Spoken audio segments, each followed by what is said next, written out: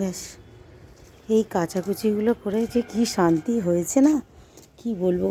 আর তারপর বালিশগুলোকেও আজকে রোদ্দুরে দিয়ে দিয়েছি একটুখানি।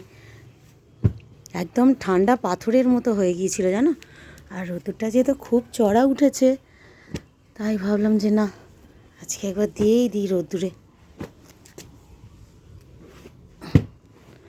সব মোটা মোটা যা ছিল সব কেচে দিয়েছি। আর এই কম্বলগুলোকেও আজকে দিয়েছি রোদ্দুরে। এই যে দেখো, আমারই এই গা জ্বালা দিচ্ছে।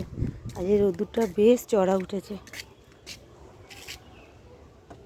এগুলোকে একটু উল্টিয়ে পাল্টিয়ে দিই, গরম হয়ে যাবে। আর হাওয়ায় দেখো না, পড়ে যাওয়ার মতো হয়েছে। এই দেখো, তারের মধ্যে একটা পাখি এসে বসলো। কি পাখি এটা আমি নাম বলতে পারবো না, কিন্তু টিয়া পাখি নয়, কিন্তু সুন্দর একটা দেখতে। দেখো কি দারুণ দেখতে পাখিটা।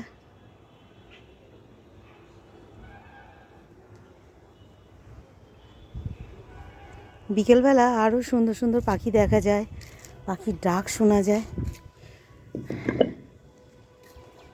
এখনও বসে আছে, পুরো গাছের রঙের সঙ্গে মিশে গেছে। চলো এগুলোকে একবার উল্টিয়ে দিই।